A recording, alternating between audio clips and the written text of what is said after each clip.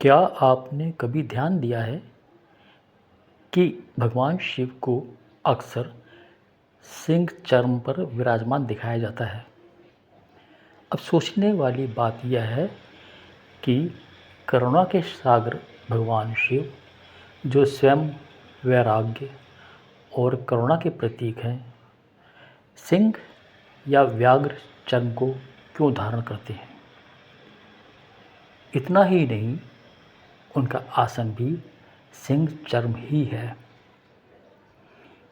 इसके पीछे पौराणिक मान्यता अनुसार दो कथाओं का अद्भुत प्रसंग मिलता है। नमस्कार शिव भक्तों, आज मैं लेकर आया हूँ सावन स्पेशल शिव परिवार की देव कथाएँ का 25वां एपिसोड। भगवान शिव को अक्सर सिंह चर्म पर विराजमान क्यों दिखाया जाता है। आइए शिव भक्तों, इस बारे में दोनों प्रसंगों की चर्चा करते हैं। एक प्रसंग शिव जी द्वारा कुछ ऋषियों के अभिमान को भंग करने से जुड़ा है, जबकि दूसरे प्रसंग के अनुसार यह कथा भगवान नरसिंह के उस प्रचंड स्वरूप से भी जोड़ी जाती है जिसे देखकर देवता तक चिंतित हो गए थे। अब हम एक एक करके दोनों प्रसंगों की चर्चा करेंगे।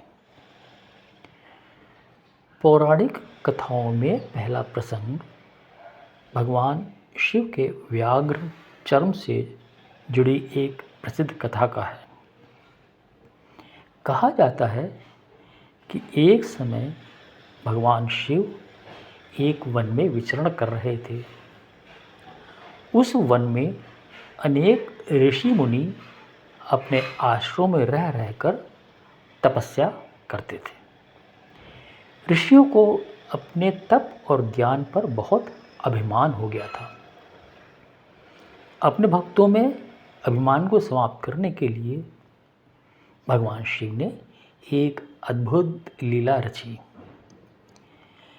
एक साधारण तपस्वी के रूप में भगवान शिव उनके आश्रम के पास पहुँचे।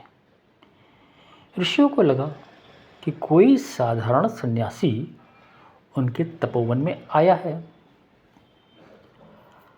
उन ऋषियों के तपोवन में उस तपस्वी के इस तरह से विचरण करते देख उन ऋषियों के मन में अहंकार की वजह से क्रोध उत्पन्न हुआ। अपने तपोबल की शक्ति से भगवान शिव को हानि पहुंचाने के लिए उन ऋषियों ने एक भयंकर व्याघ्र को उत्पन्न कर दिया। वह व्याघ्र क्रोध में भगवान शिव की ओर झपटा।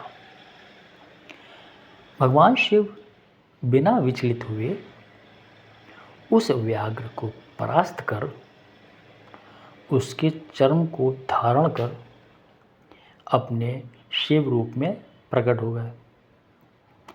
यह देखकर उन ऋषियों का अभिमान भंग हो गया और उन्होंने क्षमा मांगी। यही कारण है कि भगवान शिव को व्याघ्र चर्म धारण करने वाले योगेश्वर के रूप में भी चित्रित किया जाता है। अब शिव भक्तों, हम दूसरे प्रसंग की चर्चा करते हैं। यह प्रसंग नरसिंह भगवान के साथ जुड़ा हुआ है। इसमें भगवान शिव ने उग्र स्वरूप को धारण किया था। यह उस समय की बात है जब भगवान विष्णु ने भक्त प्रहलाद की रक्षा के लिए नरसिंह अवतार धारण किया और हिरण्यकश्यप का अंत किया। उसके बाद भी नरसिंह भगवान का क्रोध शांत नहीं हुआ और उनके उग्र रूप से तीनों लोकों में हाहाकार मच गया। सभी देवता यह देखकर चिंतित हो गए। उन सब ने भगवान नरसिंह की स्तुति की, जिसका कोई असर नहीं हुआ। उनका प्रचंड तेज देखकर सभी चिंतित थे। प्रहलाद आगे आए और भगवान की भक्ति से उनकी शांति से प्रार्थना की, लेकिन नरसिंह भगवान का उग्र रूप शांत होने का नाम ही नहीं ले रहा था। इसके बाद सभी देवताओं ने भगवान शिव से प्रार्थना की। कुछ शैव परंपराओं के अनुसार आगे की कथा में भगवान शिव के शरभ स्वरूप का वर्णन मिलता है। इस परंपरा के अनुसार शिव ने अत्यंत उग्र रूप धारण करके नरसिंह भगवान के प्रचंड वेग को शांत किया। इसके बाद नरसिंह भगवान का प्रचंड वेग शांत हो गया। उसके बाद उन्होंने सिंह चर्म भगवान शिव को अर्पित कर दिया। उसी के बाद से भगवान शिव को हम बागंबरधारी और सिंह चर्म पर विराजित देखते हैं। इसलिए शिव भक्तों, अगली बार जब आप भगवान शिव को व्याघ्र चर्म पर ध्यान मग्न देखें तो इसे केवल एक धार्मिक चित्र न समझें। इसके पीछे एक गहरा संदेश छुपा है। अहंकार को शांत करो, क्रोध पर विजय पाओ और अपनी शक्तियों को धर्म के मार्ग पर लगाओ। हर हर महादेव। ओम नमः शिवाय। अगर आपको भगवान शिव से जुड़ी ऐसी रहस्यमयी और रोचक कथाएं पसंद हैं तो वीडियो को लाइक करें और चैनल को सब्सक्राइब ज़रूर करें।